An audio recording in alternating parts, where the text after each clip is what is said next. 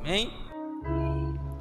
Irmãos, nós chegamos no capítulo 19. Posso dizer que esse capítulo é um dos mais importantes da Bíblia Sagrada. Essa história é a mais importante.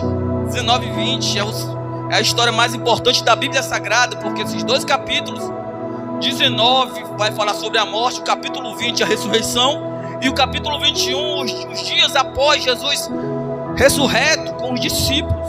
Aleluia. No capítulo 19 nós vamos ver a prisão, o que Jesus passou, a sua morte e o seu sepultamento. Esse capítulo é tão profundo, essa história é tão profunda, meus irmãos, que não dá apenas para um evangelista relatar os acontecimentos. Os 4 evangelistas, aleluia, escreveram, falaram os detalhes do que Jesus passou e do que Jesus sofreu por amor a nós. Quando nós vamos ver a Bíblia Sagrada, esse relato da morte de Jesus foi prescrito, foi profetizado pelos profetas do Antigo Testamento. O próprio Deus, quando diz que nasceria um da semente da mulher que pisaria na cabeça da serpente, a morte e ressurreição de Jesus foi Jesus pisando na cabeça da serpente. E nós vimos, irmãos, os dias finais, os momentos finais do nosso Jesus, aleluia, como ele cuidou dos seus discípulos desde o cenáculo, a qual trouxe vários ensinamentos. No Getsemane, onde chamou seus discípulos para orar. Judas o traiu, nós sabemos, mas nós entendemos também que tudo o que estava acontecendo estava no calendário de Jesus. Jesus não foi pego de surpresa, aleluia. Jesus mostra que ninguém estava prendendo ele de surpresa, ele mesmo estava se entregando de forma voluntária, aleluia. Nós vimos o que aconteceu: Pedro nega Jesus, Judas o trai, os discípulos o deixam e Jesus é preso. Preso por acusações falsas. O Sinédrio e a corte romana está ali motivado para exterminar com Jesus e com sua mensagem. Nós vimos o que acontece no capítulo 18. Ele vai começar a dizer da prisão de Jesus. Se você tiver com a sua Bíblia aberta, nos capítulos finais, quando Jesus é preso, é levado para Caifás, Anás, e eles começam a buscar algo para condenar Jesus. Julgamento falso. Jesus começa a sofrer, é esbofeteado, tentam ali de alguma forma fazer um julgamento para que Jesus fosse condenado à morte. Levam até Pilatos, e nós vimos que Pilatos vê que Jesus era inocente. Pilatos tenta de algum jeito fazer com que Jesus fosse solto, a ponto que na Páscoa um preso poderia ser solto, e leva, os irmãos sabem da história, Barrabás e Jesus, e pergunta: olha, um desses pode ser solto, quem vocês escolhem? Barrabás crucifica Jesus, aleluia. E Pilatos diz: olha, estou livre do sangue dele, eu lavo minhas mãos, que o sangue dele recaia sobre vocês. E eles estavam tão endemoniados, tão cegos, que ele diz: olha, pode cair sobre nós e sobre a nossa família. Daí Jesus vai ser preso. Pilatos estava de todas as vendo de um jeito para soltar Jesus, e Pilatos chega: olha, você não se defende, você fica calado. Eu tenho poder para soltar e para prender, e você não diz nada. E Jesus mais uma vez contradiz o homem, dizendo: olha, nenhum homem recebe poder na terra se Deus não lhe der. Até o poder que você tem na terra foi Deus que lhe deu. Glória a Deus. E assim o meu e o seu Jesus é preso, condenado. Pilatos não queria condená-lo mais, por conta que todos estavam pedindo. Ele adere o pedido do povo de crucificar o nosso Jesus. E ele começa todo o sofrimento que os irmãos conhecem bem. Tem um filme, não sei se os irmãos já assistiram, acho que é Paixão de Cristo, né? Com aquele Mel Gibson, né? Que a gente pode ver um pouco do sofrimento do nosso Jesus. Jesus começa ali na quinta de madrugada a sofrer, a ser ali preso, a ser chicoteado. E quando nós vamos ver a história, nós vemos que alguns presos eram mortos nesses açoites. Alguns presos não resistiam tanto flagelo, tanto sofrimento, e eram mortos, tinham sua vida tirada, porque sofriam muito, eram muitos chicotes, que os irmãos sabem. Uma vez até o irmão Silvio trouxe aqui, exemplificando, o chicote quando pegava ali tinha ponta de osso, e prego quando pegava nas costas arrancava tudo. Então o nosso Jesus foi flagelado por amor a cada um de nós. Jesus sofreu mais do que aqueles 2 ladrões na cruz. Tinha 2 ladrões na cruz e ele estava no centro, mas ele sofreu mais, por vários motivos. Primeiro, por todo o escárnio, porque como se tinha mensagem que ele era o rei dos judeus, então fizeram uma coroa de espinhos, fizeram uma capa para ele, esbofeteavam e pediam para ele descobrir quem esbofeteou, rasgaram sua roupa, e o judeu para estar sem roupa era algo humilhante. Fizeram o nosso Jesus andar nu, levando o madeiro pelas ruas, glória a Deus, por amor às nossas vidas. E além de tudo isso, todo o sofrimento moral e físico, tinha o pior, eu digo assim, porque todo o pecado da humanidade estava sobre ele. Ele fez pecados por nós, ele precisou morrer para que eu e você viesse a ter vida, aleluia. Se Jesus não tivesse morrido e ressuscitado, nós não estaríamos aqui, estaríamos condenados ao inferno. Muitos foram as estratégias de Satanás para que isso fosse desfeito, aleluia. Mas o nosso Jesus foi fiel até o fim, na sua morte de cruz. Ele vai pela via dolorosa, ali por perder muito sangue, por estar muito flagelado, chega a tombar, obriga um sirineu a ajudá-lo a carregar sua cruz. Chega ali no Gólgota, naquele local que se dava aproximadamente 600 metros, andando, depois de apanhar muito, sanguentado, chega no local para ser crucificado, prego nos pés, prego nas mãos, e levantam o nosso Jesus, e colocam Jesus no meio de 2 malfeitores, de 2 ladrões. Nosso Jesus não era ladrão, o nosso Jesus, Senhor do universo, não precisava passar por tudo isso, mas ele passou por amor às nossas vidas, aleluia. As pessoas passavam, maneavam a cabeça, soltavam piadas, desce daí se tu és filho de Deus, começaram a zombar, aleluia. E na cruz, quando Jesus está pendurado na cruz, Jesus profere o maior discurso da história. Quando Jesus está na cruz, Jesus profere as maiores palavras já ditas por alguém. Mesmo prestes a morrer, Jesus passa em média 6 horas na cruz. E naquelas 6 horas ali, aleluia, ele profere discursos. E esses discursos foram algo impactantes para a igreja, para quem estava ouvindo, para os seus discípulos. E nós podemos aprender com os discursos de Jesus.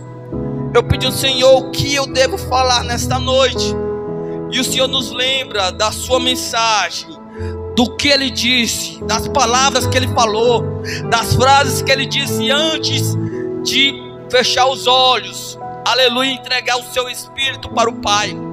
Nós conhecemos isso, talvez alguns são conhecedores. Jesus dá 7 brados na cruz, e é sobre esses brados que eu queria falar nesta noite. E eu creio que o Senhor tem algo especial a compartilhar com a sua igreja, glória a Deus. João fala de 3, Lucas fala de 3, e Mateus e Marcos fala de 1, aleluia. Meus queridos, quando Jesus, ele, desde o seu nascimento, ele é rejeitado.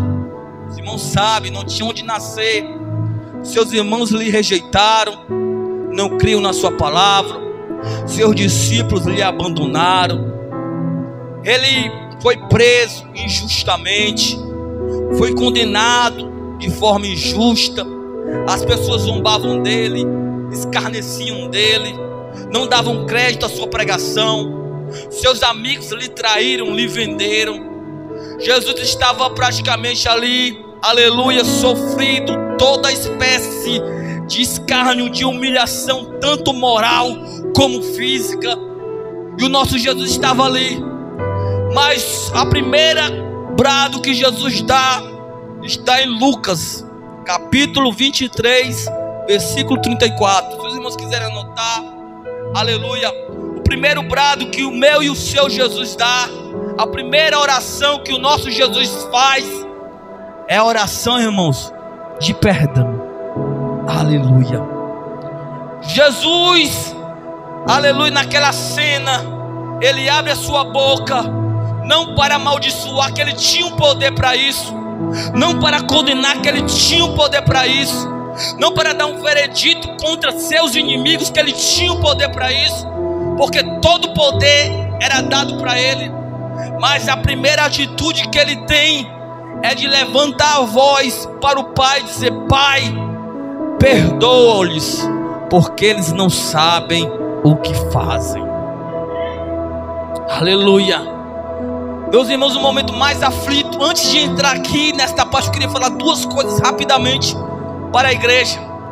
No momento de maior aflição de Jesus, ele não murmurou, ele não blasfemou, ele não se injuriou. No momento de mais aflição de Jesus, ele orou. Aleluia. E nós aprendemos algo, irmãos. No momento de maior aflição, não adianta sair falando para um e para outro. Não adianta sair nas redes sociais falando coisas. Não adianta, aleluia, criar raiva no seu coração. Fala com o Pai, fala com Deus, fala o que você está passando, porque Ele é o único que pode te consolar. Nós vemos que neste momento Jesus está limitado. Jesus não pode mais caminhar, Jesus não pode ir. Seus pés e mãos estão pregados. Já está no fim da sua vida, já está a poucas horas da sua morte. Aleluia. Estava completamente, digamos assim, que fisicamente limitado, mas a sua oração não estava limitada, a sua oração não estava bloqueada. Meus irmãos, algo que ninguém pode parar é a nossa oração. Algo que ninguém pode calar é a nossa oração. A pessoa pode estar em cadeira de roda, a pessoa pode estar numa maca, mas a oração ela pode fazer ao Pai. A pessoa pode estar sem falar, a pessoa pode estar com a dificuldade de se locomover, com a enfermidade que não pode vir para a igreja, mas o livre acesso à casa do Pai, ao trono do Pai, ele tem através da oração. É algo que ninguém pode nos tirar e nos prover. Pode levantar lei que se levantar, mas ninguém empata a nossa oração, meus irmãos.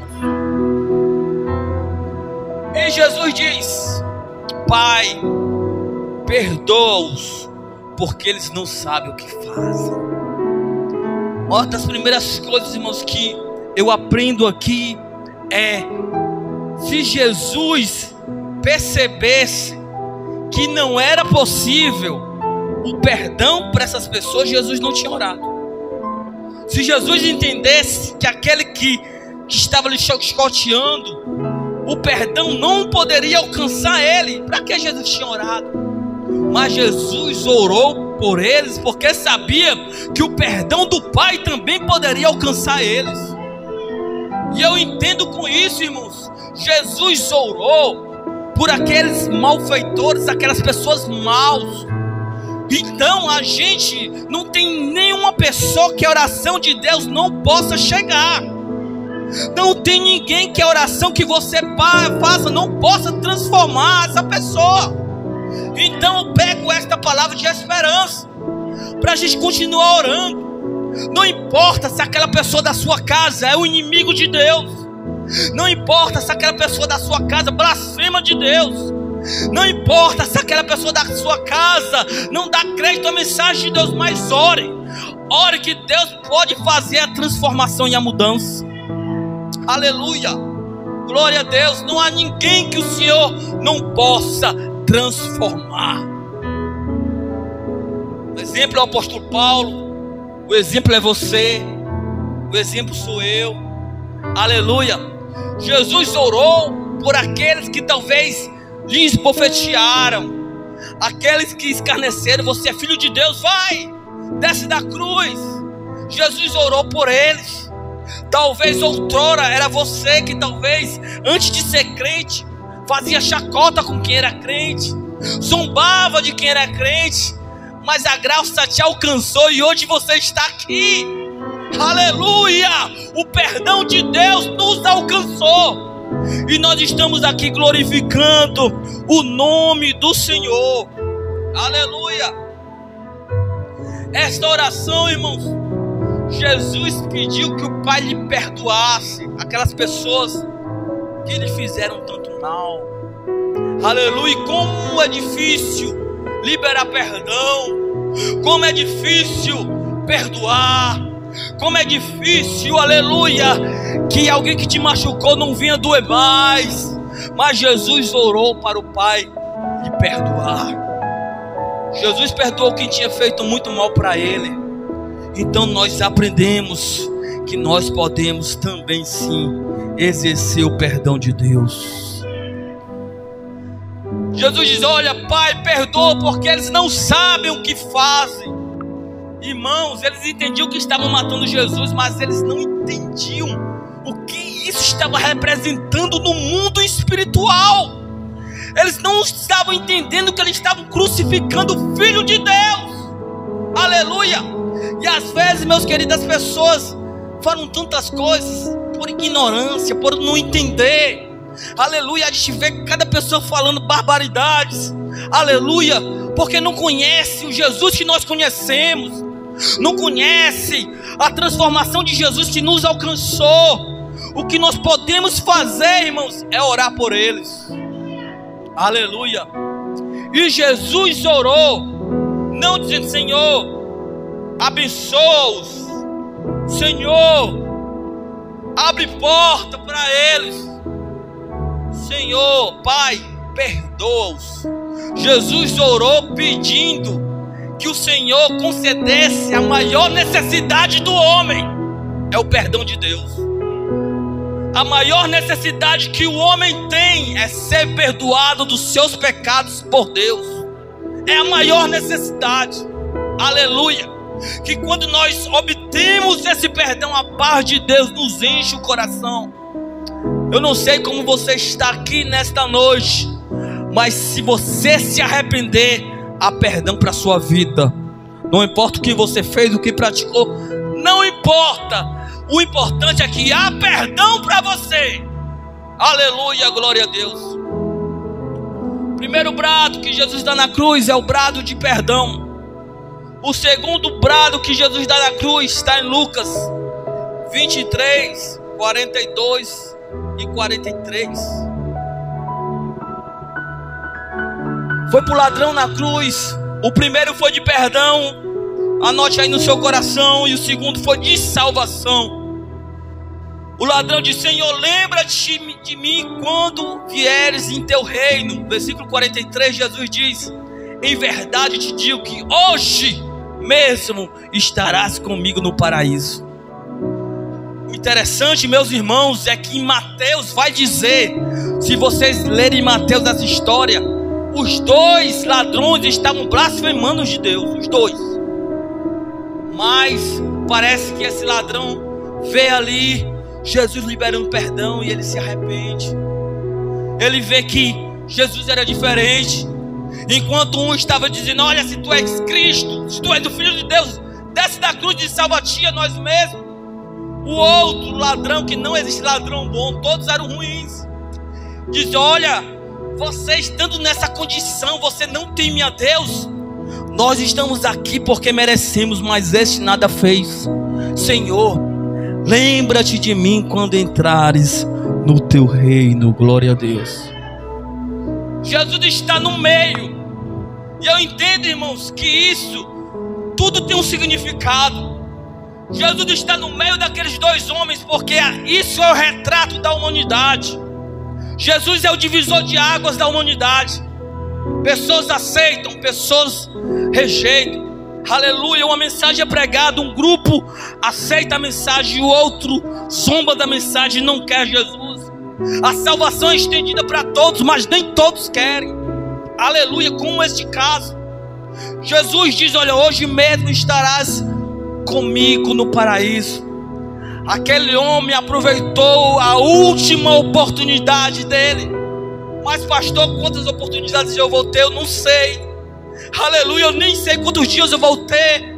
Eu sei que eu tenho que aproveitar o dia de hoje, o momento de hoje, porque a qualquer momento Jesus pode nos chamar para se encontrar com Ele. Aleluia.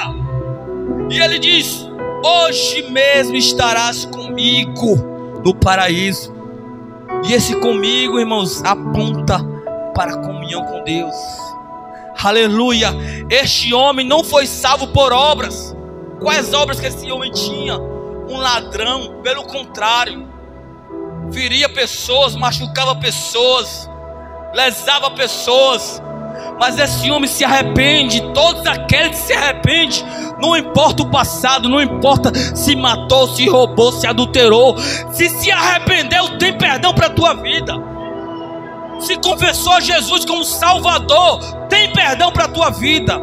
E a mudança, aleluia, glória a Deus.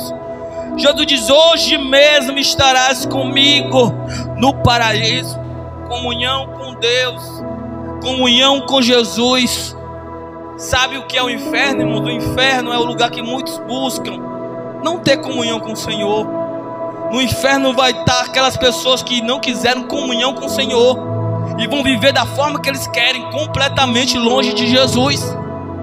Mas no céu é comunhão com o Senhor, é estar com Ele para todo sempre, é estar com o reino dEle, é estar reinando juntamente com o nosso Jesus. Quem está recebendo esta palavra, glorifica o nome do Senhor.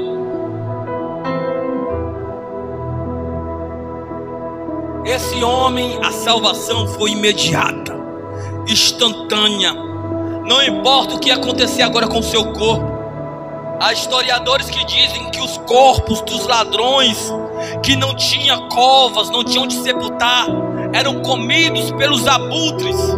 Apodrecia na cruz e os abutres comiam carniça do que ficava. Mas seu corpo não tinha mais significado, porque a sua alma estava salva. Glória a Deus. Sua alma agora estava no paraíso junto com o Senhor. Não adianta ter sepultamento bonito. Você já viu a pessoa, rapaz, que ele foi para um velório tão bonito. Irmãos, não adianta ter isso se a alma não descansa em paz. Só podemos dizer: descanse em paz para quem morreu com Jesus.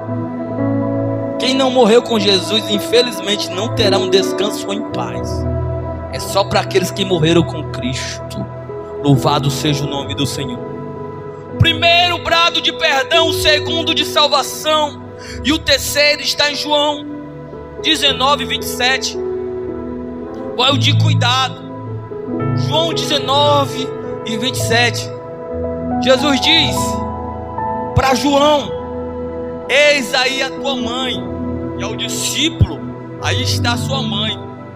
Naquela hora em diante, o discípulo recebeu em sua família. Irmãos, é bem provável que José, esposo de Maria, já tenha falecido. E é bem provável, e é provável que os irmãos de Jesus não ainda criam em Jesus como Salvador. Praticamente Maria ia ficar desamparada, e Jesus, com cuidado para com sua mãe, para com Maria, para não deixar ela desamparada, ele olha para João e diz: olha, João, eis aí tua mãe, agora é tua responsabilidade cuidar dela. Diz que João recebe a sua família. E quando nós vamos ver a história bíblica, João segue com Maria cuidando dela. E eu queria trazer uma reflexão nesse texto. Aleluia. Quem era para ser cuidado era Jesus. Quem estava precisando de cuidado era Jesus. Mas ele se importou em cuidar da sua mãe, de Maria. E eu queria fazer uma pergunta para você. Não sei se todos ainda têm mães, mas você tem cuidado da sua mãe? Você tem se preocupado com ela? Para quem tem mãe viva, você tem ligado para ela? Você tem visto se ela está precisando de algo? Como tem sido o teu relacionamento para com ela? Glória a Deus, aleluia. Jesus, ele tem essa preocupação, aleluia, para com Maria, para que ela não ficasse desamparada. E hoje há muitos filhos, irmãos, que desamparam suas mães. Felizmente, uma época do trabalho, eu lembrei disso agora rapidamente. Eu fui visitar abrigos, asilos, melhor dizendo, e eu falando com a responsável dos asilos, alguns particulares, eu acho que grande parte. E ela diz: olha, essas pessoas aqui vieram, os filhos disseram: olha, a gente vai dar quantia, deixaram lá e nunca mais apareceram. Quantas pessoas estão desta forma? Pessoas que talvez tenham sua mãe que mora em outra cidade, talvez você tenha ligado, você tenha falado, tem marcado para visitar, tem ido ver como está, se está precisando de algo. E é Jesus falando conosco nesta noite, irmãos. É a palavra de Jesus. Talvez pessoas que tivessem suas mães vivas, sabem que isso é verdade, queriam fazer, então aproveite a mãe que você tem viva ainda, ou alguém que você considera mãe, para honrar e cuidar desta pessoa. Aleluia. Terceira palavra foi de cuidado. A quarta palavra que Jesus diz da cruz está em Mateus capítulo 27, versículo 46. Quarto brado que Jesus dá da cruz, ele diz: Eli, Eli, lama sabachthani, que significa: meu Deus, oh Deus meu, por que me abandonaste? Irmãos, aqui está o resumo do evangelho, da mensagem da salvação. Aleluia. Jesus ora não mais ao Pai, mas a Deus. Deus meu, por que me abandonaste? Naquele momento, meus queridos, Jesus estava com todo o pecado da humanidade sobre ele. Estava levando o salário do pecado. O salário do pecado é a morte. Estava morrendo no nosso lugar. E nós sabemos que o pecado faz separação entre Deus e as pessoas e o homem. Então, neste momento, nesse pequeno momento, nesse intervalo, o Pai se separou do Filho, porque o nosso pecado estava sobre Jesus. Aleluia. Se Deus tivesse amparado Jesus, eu e você tinha ficado desamparado. Se o Pai tivesse socorrido o Filho, nós estaríamos perdidos nesse momento. Aleluia. Mas Jesus precisou levar o pecado de toda a humanidade, para que eu e você viesse ter direito à salvação. Imagine, irmão, do que o Senhor passou. O preço da tua salvação é grande demais. Irmãos, o preço da tua salvação é grande demais para você querer deixar Jesus por qualquer coisa. O preço que Jesus pagou é grande demais para qualquer coisa você querer deixar o teu Jesus, que te salvou, te transformou, e quando está bem limpinho, sem os vícios, quer voltar. Foi um alto preço, irmãos, preço de sangue, que Jesus pagou por você e por mim. Aleluia. O quinto brado que Jesus dá, louvado seja o nome do Senhor, está em João, versículo 28, 19 e 28. Jesus disse: tenho sede. Meus irmãos, Jesus vinha já aqui, já estava perto do momento da sua morte. Desde o dia passado Jesus estava sofrendo, perdendo sangue, aleluia, levando todo o sofrimento. E como homem ele declara que está sentindo sede, aleluia. Não sei se vocês já tiveram um momento de uma grande sede, em algum momento da sua vida que não tinha água. É algo desesperador. Já tive uma vez. A língua cola no céu da boca, não tem saliva, é algo atormentador. E o nosso Jesus diz: tenho sede. E para aumentar ainda mais o sofrimento de Jesus, pega o vinagre, bota no caniço e sobe até colocar em sua boca, aumentando mais a sede do nosso Jesus. Aleluia. Tudo isso Jesus passou para nos salvar. Se isso não te comove, irmãos, eu não sei mais o que vai te comover, não. Tudo isso o Senhor passou para nos dar direito à eternidade juntamente com Ele. Aleluia, Ele sofreu em nosso lugar. Bendito seja o nome do Senhor. É por isso que o autor de Hebreus diz: como nós escaparemos se nós negligenciarmos tão grande salvação? Tudo isso o Senhor passou em nosso lugar. A água viva, aquele que diz: quem tem sede vem a mim e beba. Agora, como homem, estava padecendo desse sofrimento e dessa angústia. Glória a Deus. O versículo 30. Aleluia. Jesus disse: está consumado. Com isso, curvou a cabeça e entregou o seu espírito. Esta palavra está consumado no grego tetelestai. Glória a Deus. E quando nós vemos esse significado de tetelestai, tinha alguns significados. Queria trazer pelo menos 3. Quando o pai mandava um filho fazer algo, e o filho fazia algo, e o filho voltava, o filho dizia para o pai: tetelestai. Aleluia, pai, eu fiz o que você me mandou. Glória a Deus. Assim Jesus fez o que o pai tinha lhe ordenado. Aleluia. A missão que Deus tinha propagado para Jesus foi cumprida na cruz do Calvário. Aleluia. Tetelestai também significava quando uma pessoa ia pagar uma dívida no banco e o banco carimbava com o nome tetelestai, que a dívida tinha sido paga. Oh glória. A Bíblia diz que nenhuma condenação há para os que estão em Cristo Jesus. Que a cédula de culpa que era contra nós, o Senhor cravou na cruz do Calvário. O inimigo tem tentado colocar um senso de culpa sobre você, mas se você se arrependeu, não há condenação sobre ti. Aleluia, porque a dívida foi paga. Tetelestai. Aleluia. Quando alguém comprava uma fazenda e a pessoa pagava todo o dote, todo o preço, ela recebia uma carta, uma ficha dizendo: olha, está tudo pago, não deve mais nada. Tetelestai. Glória a Deus. Jesus pagou o preço, irmãos.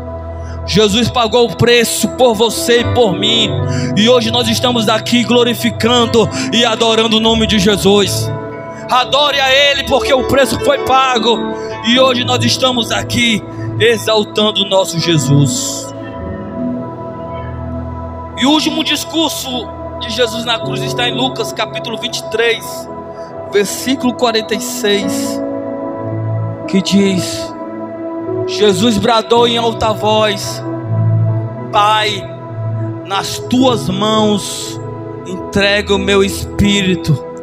Tendo dito isso, expirou. Glória a Deus. Agora não tinha mais separação de Deus Pai com Deus Filho. Não, porque agora a missão foi cumprida, foi executada até o fim. Agora a comunhão tinha vindo de volta. E Jesus diz: Pai, nas tuas mãos eu entrego o meu espírito. Aleluia. Jesus estava fechando os olhos, mas estava vivo para a eternidade. Glória a Deus. E a nossa segurança, irmãos, de estarmos nas mãos de Deus também é pela morte vicária de Jesus. Aleluia. Um dia a morte vai nos tragar, ou nós seremos arrebatados. E a nossa segurança foi essa morte de Jesus na cruz do Calvário, para nos dar vida e vida com abundância. Aleluia.